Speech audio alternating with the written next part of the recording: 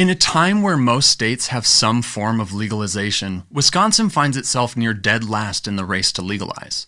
In February 21, Governor Evers introduced a plan to legalize cannabis and utilize the tax revenue generated to best serve the communities most in need in the state of Wisconsin.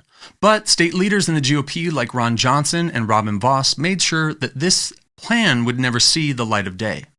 When did Wisconsin become so anti-cannabis? We used to lead the nation in cannabis reform. In fact, in April 1977, Madisonians voted to approve a ballot measure that would allow up to 112 grams of cannabis possession in a private area.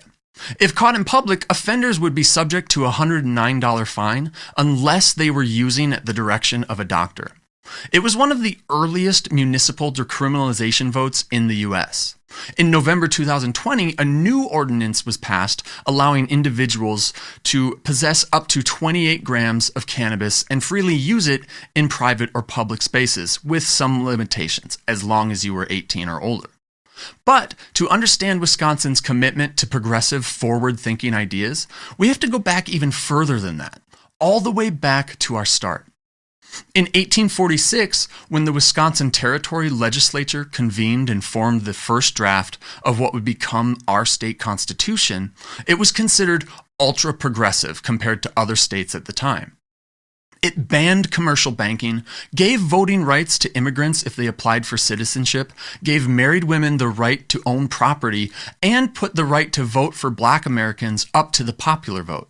None of these were perfect, but for the time, these ideas were very bold.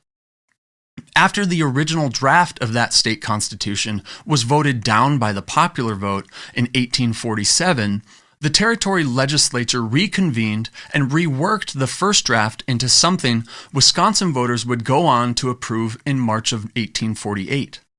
Almost none of the progressive ideas in the original draft made it into the final vote.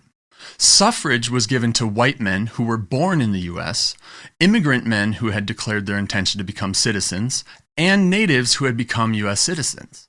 Property rights for women, any mention of black suffrage, both were omitted. The leaders of Wisconsin in 1847 were ready for these progressive, forward-thinking ideas, but the people of Wisconsin in 1848 were not. That's democracy. The people spoke, the government listened. In 2018, Wisconsin voters in 11 counties voted to approve non-binding referendums in support of legalizing medical cannabis. Voters in 6 counties approved non-binding referendums supporting recreational cannabis. The population of all the counties that voted in favor of legalization accounts for more than half of the population of Wisconsin. Back in 1848, when Wisconsin became a state, it was the people who weren't ready for progressive, forward-thinking ideas, when our state leadership was. And now, in 2021, the people have spoken. We're ready for progress. We are ready for change. We want to legalize. After we officially became a state, to represent Wisconsin's ambition to be a leader in the nation, we chose a very simple motto. It's one word.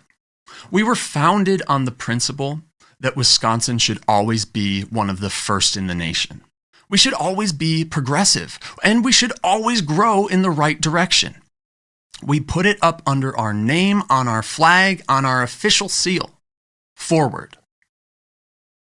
Legalize Wisconsin exists to engage in conversations about legalizing cannabis and to help Wisconsin to continue to grow forward. Today is 4/20. A day typically thought of as a stoner holiday. The stigma behind the use of cannabis has to end if we want to see it legalized. And it's words like weed, stoner, 420, blaze it, that continue to make that stigma happen. It's time to move on. It's time to grow forward. This year and every year until it's done, we're asking you to make this Grow Forward Day. I use cannabis because it helps treat anxiety and neuropathy. It has changed my life infinitely for the better since I first tried it in 2020. Please use today to make a post about why you use cannabis with the hashtags GrowForward and Legalize Wisconsin. Tag us in it on Instagram and Facebook so that we can engage with your community about cannabis and maybe help end the stigma around it. And then maybe, if we're lucky, we'll see Wisconsin legalize sometime soon. I'm Adam from Legalize Wisconsin. Follow us on Facebook, Instagram, and everywhere. And find our podcast soon called Grow Forward.